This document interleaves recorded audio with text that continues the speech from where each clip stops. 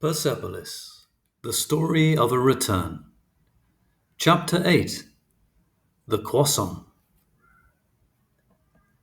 Luckily, I had benefited enough from a solid education to never drift too far. It was the end of my last year. I was going to take the French baccalaureate. When I studied with the others, I realized that I had many gaps. I needed a miracle to pass. And this miracle happened one night in June, during my sleep. Hey, Margie, the subject on the back. It will be Montesquieu's Slavery of the Negroes. The next morning, I called my mother, who called God, who in turn sent his message to the examiner. Each time that I asked my mother to pray for me, my wish was granted.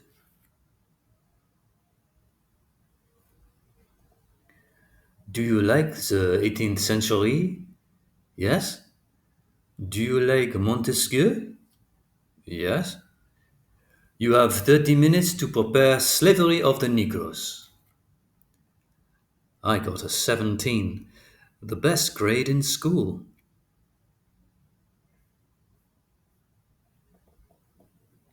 Then came summer. To be truthful, I wasn't making anything by dealing because I was doing it as a favor. So I set out to find some odd jobs. It was sometimes boring, sometimes fun.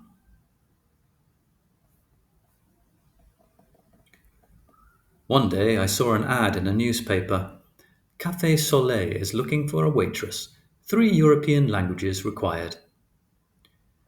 You speak German, English, and French. That's good. Have you ever worked in a bar? Yes. I lied. Good. You start tomorrow, but watch out, the customer is always right. Café Soleil was located in the best neighborhood in Vienna. I was paid decently, but it wasn't always easy with the customers. Sometimes I really wanted to slap them. The customer is always right. The customer is always right.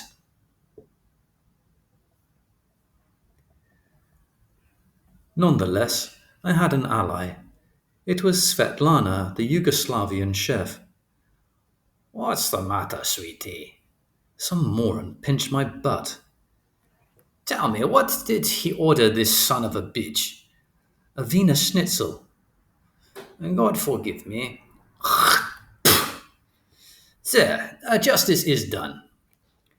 She really made me laugh. Thanks to her, I was able to work there without having to injure a few men where it counts. I was so busy I didn't notice when the start of the school year arrived. Marjane Satrapi, the principal wants to see you. I saw that you had a best score for the French bac. All my congratulations. Thank you, sir. Have a seat. If you will, the usage of certain substances does not have the same effect on everyone.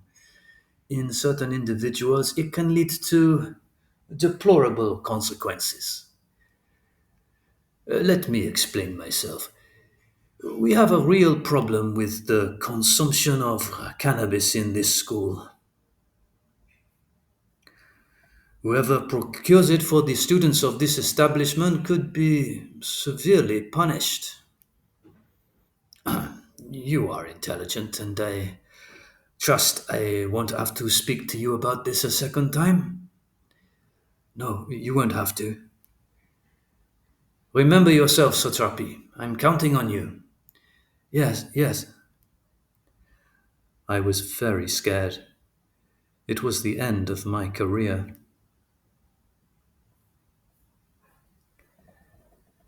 Admittedly, I wasn't selling drugs anymore, but I had started taking more and more. At first, Marcus was very impressed. Another one? You're too strong. Then he started to lecture me. In the name of God, look at what you're becoming! And finally, he distanced himself. This decadent side, which had so pleased him at first, ended up profoundly annoying him.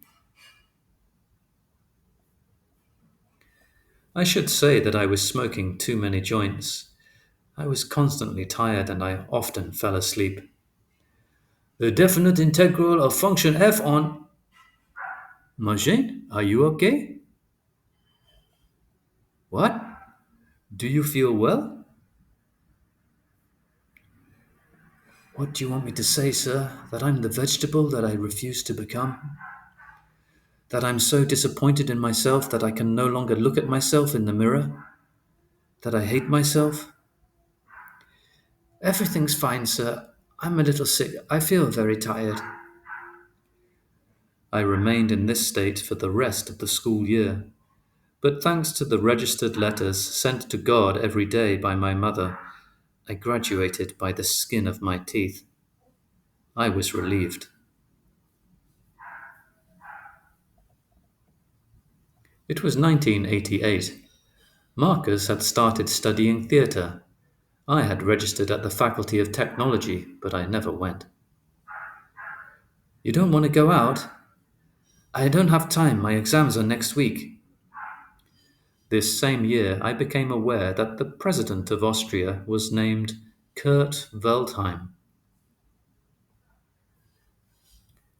Through Marcus, I had gotten to know some other students. We would often get together at the Café Hawelka, where we discussed politics. It's the return of Nazism. It's serious. We shouldn't exaggerate. Waldheim was elected a year and a half ago. If there had been any radical changes, we would have known. How can you say that? We've gone from socialism to Nazism. Personally, I didn't understand this difference. The first time I saw skinheads was in 1984.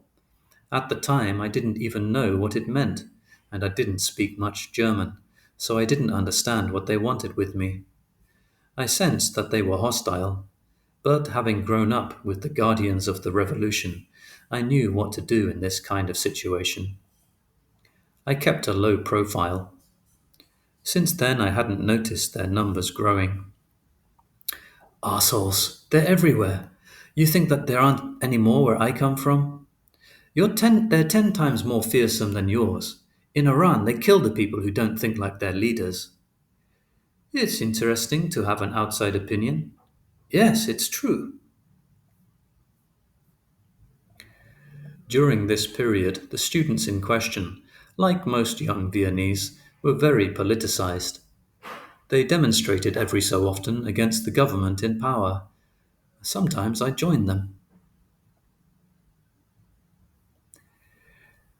They said that the old Nazis had been teaching Mein Kampf in their homes to new Nazis since the beginning of the 80s, that soon there would be a rise in the extreme right throughout Europe.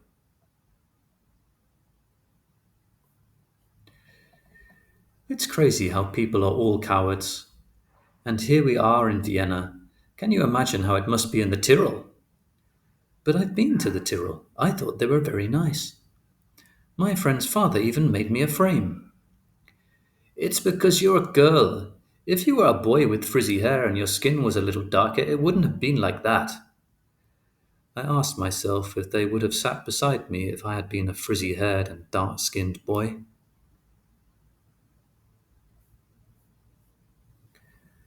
As for Marcus, he never participated in anything. He was writing his play.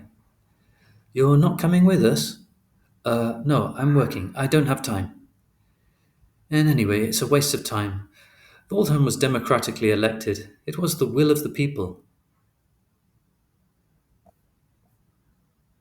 And your conscience? What have you done with your conscience? I write. Culture and education are the lethal weapons against all kinds of fundamentalism. We have to educate the people so that they don't vote for the Nazis. Yeah, the intellectuals are too precious to waste their time shouting. Whatever. In any case, it's the cowardice of people like you who give dictators the chance to install themselves. These arguments marked the beginning of the end of our story.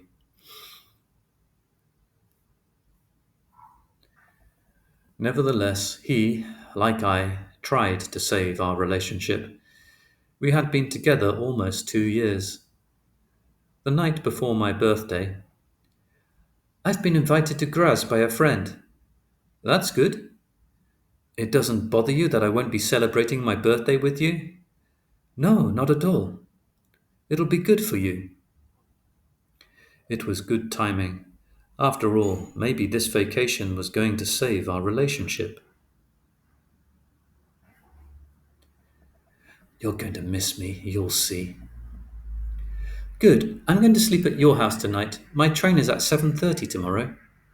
"Wait, you're closer to the station than I am. If you come over, you'll miss your train." "Yes, you're right. When you get back, we'll celebrate together."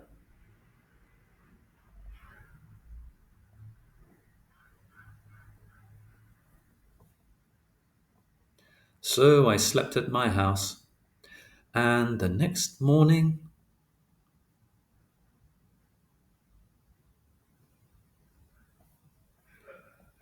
I missed my train. This must be destiny's sign that I should celebrate turning 18 with him.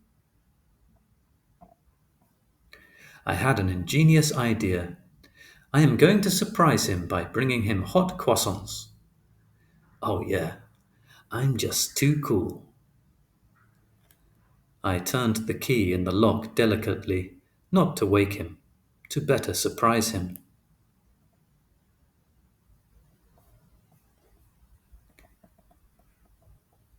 "Hello?"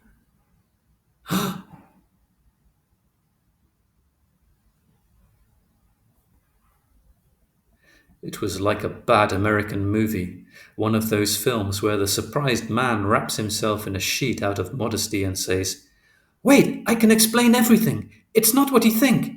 I love you, Marjane. You must believe me. I love you."